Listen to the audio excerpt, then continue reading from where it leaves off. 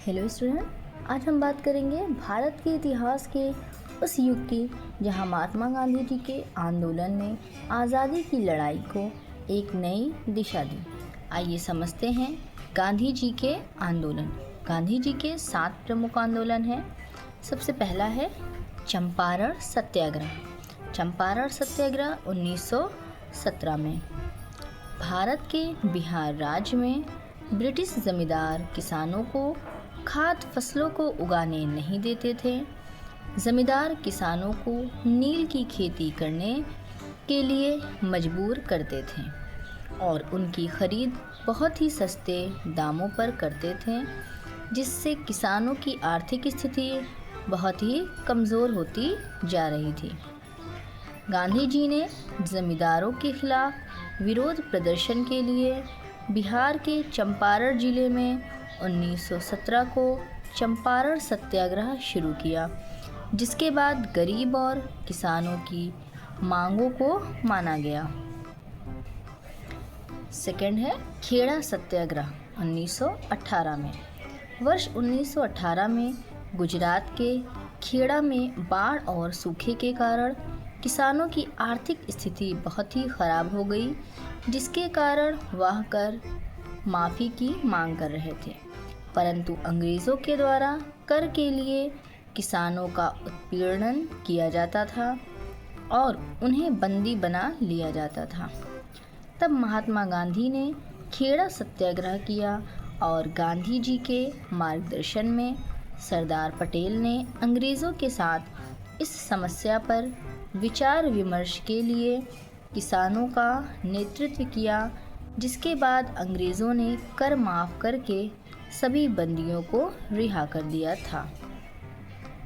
तीसरा आंदोलन है खिलाफत आंदोलन 1920। 1920 में खिलाफत आंदोलन एक विश्वव्यापी आंदोलन था। का मुख्य कारण तुर्की के खलीफा का प्रभुत्व अंग्रेज़ों के द्वारा कम करना था। इससे सारे विश्व के मुसलमानों में अंग्रेज़ों के प्रति रोष था। भारत में खिलाफत का नेतृत्व ऑल इंडिया मुस्लिम कांग्रेस द्वारा किया गया था। गांधी जी ने इस आंदोलन के प्रमुख प्रवक्ता थे। इन्होंने अंग्रेज़ों द्वारा दिए सम्मान और मेडल को वापस कर दिया, जिससे गांधी जी भारत के सभी समुदायों के लोगों के प्रमुख नेता बन गए। असहयोग आंदोलन 1920 में गांधी जी मानते थे कि अंग्रेज़ भारतीयों के सहयोग से अपनी सत्ता भारत में स्थापित कर पाए हैं। यदि हर भारतीय के द्वारा अंग्रेज़ों का असहयोग किया जाए तो वह देश छोड़कर चले जाएंगे। महात्मा गांधी तथा भारतीय राष्ट्रीय कांग्रेस के नेतृत्व में 1920 में असहयोग आंदोलन चलाया गया था। इस आंदोलन ने भारतीय स्वतंत्रता आंदोलन को एक नई दिशा प्रदान की। गांधी जी का मानना था कि ब्रिटिश हाथों में एक उचित न्याय मिलना असंभव है, इसीलिए उन्होंने ब्रिटिश सरकार से राष्ट्र के सहयोग को वापस लेने की योजना बनाई और इस प्रकार असहयोग आंदोलन की शुरुआत की गई। वह है सविनय अवज्ञा आंदोलन 1930 में। 1930 में गांधी जी ने सविनय अवज्ञा आंदोलन की शुरुआत की। इसका अर्थ था कि बगैर हिंसा किए सरकारी कानूनों को तोड़ना, जिसकी शुरुआत गांधी जी ने नमक कानून का उल्लंघन करके किया, इसलिए इसे नमक सत्याग्रह भी कहते हैं। इस आंदोलन के द्वारा भारतीय जनता का ध्यान देश की आज़ादी को प्राप्त करने के लिए गांधी जी द्वारा मोड़ा गया। गांधी ने 12 मार्च 1930 में अहमदाबाद स्थित साबरमती आश्रम में दांडी गांव तक 24 दिनों का पैदल मार्च निकाला। दलित आंदोलन 1933।